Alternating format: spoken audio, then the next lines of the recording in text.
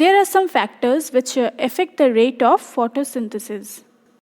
They are carbon dioxide, temperature, water, light, chlorophyll, etc. Now we are going to read that how these factors affect the rate of photosynthesis. First one is light. So light is very important for photosynthesis. The higher the intensity of light, higher the rate of photosynthesis. When the light is dim, the rate of photosynthesis decreases. Even at very high intensity of light, the rate of photosynthesis decreases because the chlorophyll is bleached and destroyed. Next is temperature. So higher the temperature, faster the rate of photosynthesis. The rate of photosynthesis rises to the optimum temperature between 25 to 35 degrees Celsius, after which the rate of photosynthesis falls. It gradually stops above 40 degrees Celsius. Under normal conditions of temperature and light, carbon dioxide is a limiting factor in photosynthesis. Limiting factor means the factor that limits the rate of reaction. An increase in carbon dioxide concentration increases photosynthesis, but higher concentration of it can inhibit the process because there is a concentration beyond which plant cannot take any more carbon dioxide. Water is the source of hydrogen atoms in the glucose created by photosynthesis. Both water and carbon dioxide molecules are broken down using energy from the sun and combined into sugar molecules containing carbon, hydrogen, and oxygen. Plants absorb only 1% of water for performing the process of photosynthesis.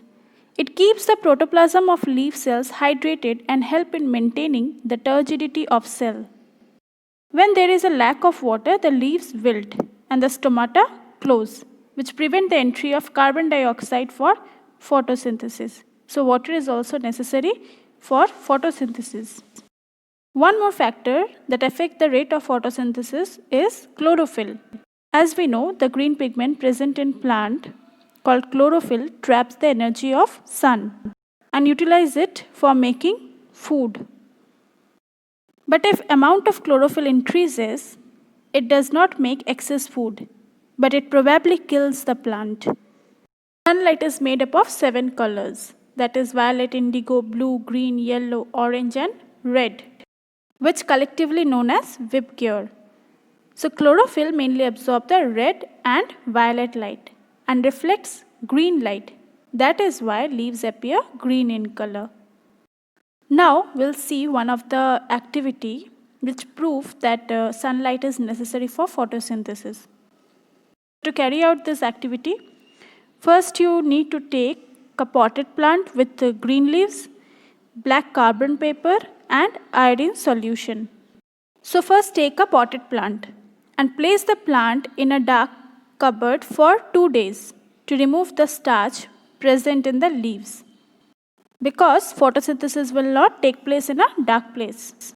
Now cover the leaf with a stripe of black carbon paper on both sides. Then keep the plant in sunlight for 5 to 6 hours. Just see figure A. Then pluck the covered leaf. Then put 2 to 3 drops of iodine solution on it.